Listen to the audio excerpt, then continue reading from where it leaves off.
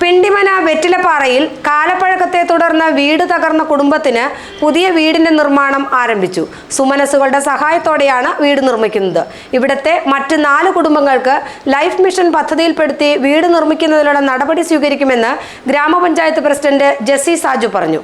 ഈ 5 കുടുംബങ്ങളുടെ കൈവശ ഭൂമിക്ക് പട്ടയം നൽകുന്നതിന് താലൂക്ക് ലാൻഡ് അസൈൻമെന്റ് കമ്മിറ്റി തീരുമാനമെടുത്തിട്ടുണ്ട്.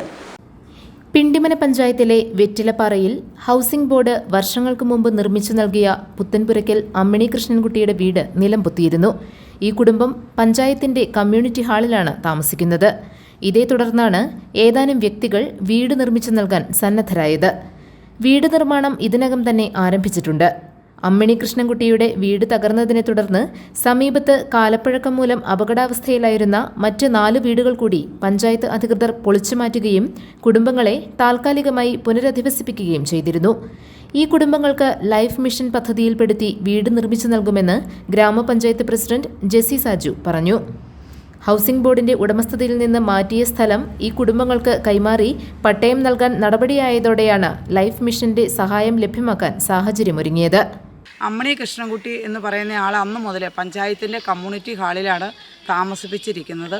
അത് മറ്റുള്ള സുമനസ്സുകളുടെ സഹകരണത്തോടു കൂടി അവർക്ക് വീട് പണിയാനായിട്ട് പണി ആരംഭിച്ച് ഇപ്പോൾ തറയുടെ പണി പൂർത്തീകരിച്ചിരിക്കുകയാണ്. അപ്പോൾ ഏറ്റവും സന്തോഷമുള്ള ഒരു സുദിനത്തിലാണ് നിൽക്കുന്നത്. ഇവർക്ക് 5 പേർക്കും ലൈഫിൻ്റെ വീടിന് വേണ്ടി ഇനി ആപ്ലിക്കേഷൻ കൊടുക്കുമ്പോൾ അവർക്ക് അപ്ലൈ ചെയ്യാനുള്ള ഒരു സാഹചര്യമാണ് ഇപ്പോൾ ഒരുങ്ങിയിട്ടുള്ളത്. ഈ മാസം അവസാനത്തോടു കൂടി പട്ടയമേള ഉണ്ടാകുമെന്നാണ് തഹസിൽദാർ അറിയിച്ചിട്ടുള്ളത്. ആ പട്ടയമേളയിൽ ഇവരുടെയും കൂടി പട്ടയം വിതരണം ചെയ്യുന്നതിന് വേണ്ടിയിട്ടുള്ള അടിയന്തരമായ ഇടപെടലാണ് ഇന്നലെ താലൂക്ക് മീറ്റിങ്ങിൽ വെച്ചുണ്ടായിട്ടുള്ളത്. ഇവർക്ക് പട്ടയമില്ലാത്തതിൻ്റെ പേരിൽ ലൈഫിൻ്റെ ഗുണഭോക്താക്കളാവാൻ പോലും ഇവർക്ക് കഴിയില്ലായിരുന്നു. ഇപ്പോൾ ഒരു ലൈഫിൻ്റെ ഗുണഭോക്താക്കളായി തന്നെയാണ് അവർ ഇപ്പോൾ മുമ്പോട്ട് പോകാനായിട്ട് ആഗ്രഹിക്കുന്നത്.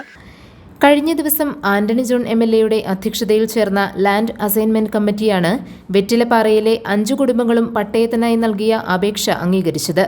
വൈകാതെ ഇവർക്ക് പട്ടയം കൈമാറും. വീട് തകരുന്നതിന് മുമ്പ് തന്നെ പട്ടയത്തിനായുള്ള ആവശ്യം ഉയർന്നിരുന്നു. GTV news, Pindimana.